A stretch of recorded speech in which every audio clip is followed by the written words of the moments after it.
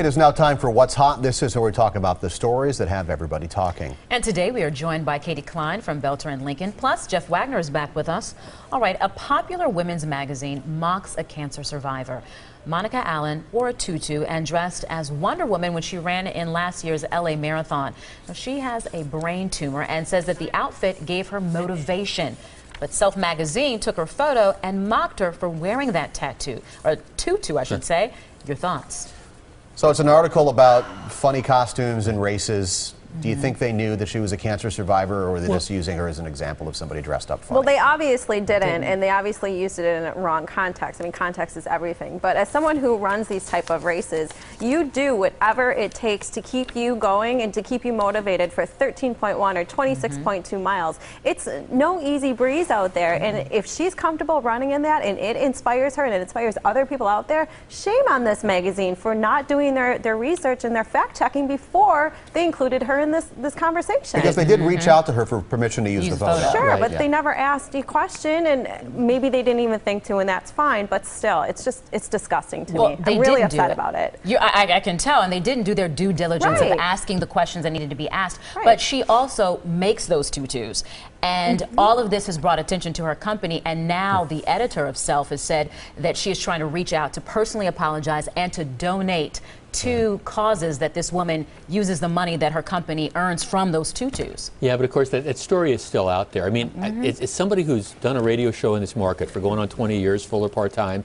One of the things I learned early on was if a story seems too good to be true, a lot of times it is. If it seems to be too much on point, now obviously they were trying to do their story, they had their agenda, they had their perspective. Oh, here we have it. Okay, she looks dumb or whatever they want to do it. Let's put it up there without doing, like you guys say, the due diligence or the follow-up, and then you end up looking really, really bad. And they look really bad, and maybe the silver lining, like you say, Shannon, is now that they recognize how bad they look, and they're going to try to make it up to her, and they're going to try to, donate money to charities, and that's all good. But it shouldn't happen in the first place. I completely agree. I agree too. And if they're going to try, that's great, but follow through is everything, so make it happen. What did Mom always used to say? If you don't have anything nice to say, don't say anything at all.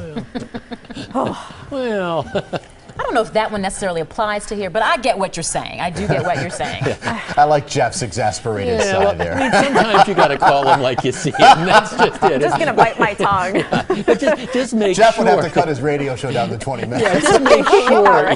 That's all I'm saying. Just make sure you know what you're talking about if you're going to go down this route. That's all. Coming up next, we reveal the viewer's choice topic of the day. And of course, Fish will be back with another look at your forecast.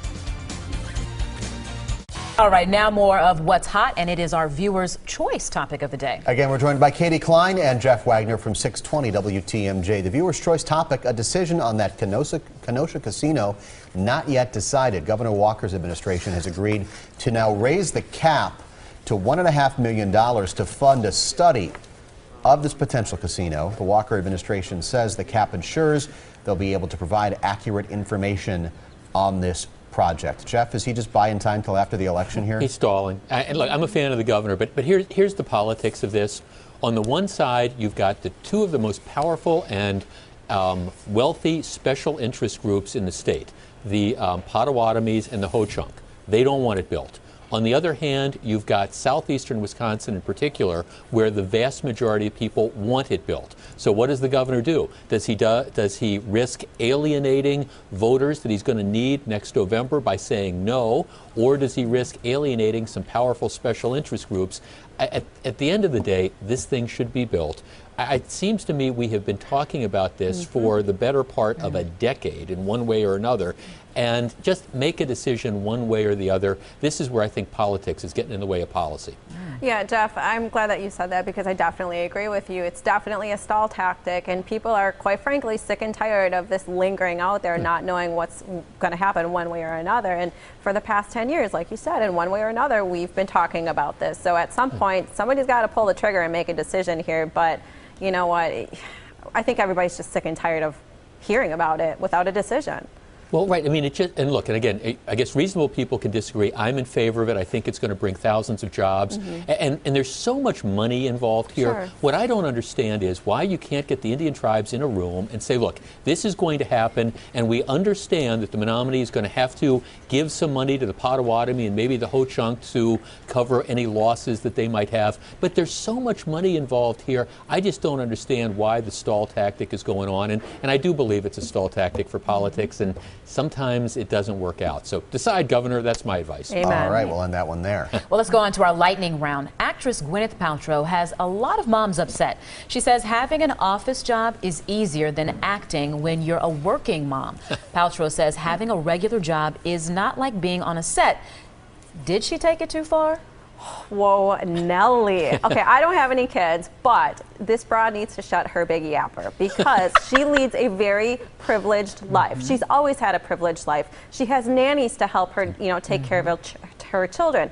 Now, I'm not saying that her job as an actress isn't difficult. I'm sure it is. She works long hours.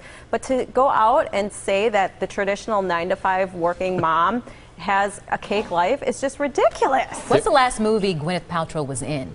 An Iron Man series, I'm sure. Yeah, Iron Man, right. But okay, look here's the deal. This is the Jimmy Buffett thing, fool button. This woman pushed the fool button. Right. I mean, look, all right, she makes millions of dollars, and her example is, well, sometimes, I get called away to go to Wisconsin to have to do a show for a couple weeks. Okay, excuse me, they're going to pay you millions of dollars to go be an actress for a couple weeks, and that makes it tougher than the single mom who's got to get 3 kids to school. Give me a break. No, this was one where sometimes these publicists just go out there and say, just shut up. Just plain shut up. Well, and it's so timely given her big, divorce now with Chris Martin. So whatever. I'm over her. She Conscious can go away. uncoupling. That was the phrase, right? Yeah, Whatever that is. Out there. Good one. How many assistants do you think she travels with? A lot. Right. More than any of us combined, I'm sure. More than any of us had. There's that. This assistant thing you speak of? Yeah, and then when she leaves, who do you think is back at home, watching the place? Right. And you've got people to take, you've got the nannies, and you've got the chauffeurs, and you've got all that. No, it's tough to be sympathetic to Gwyneth, although I did like her in Iron Man 3. Well, and don't drag Wisconsin into this. We have nothing to do with it. We like our state. Stay out. All right. Go. Shush. Happy Friday, everybody. The What's Hot discussion will continue online. Find it at tmj4.com/hot. Well, coming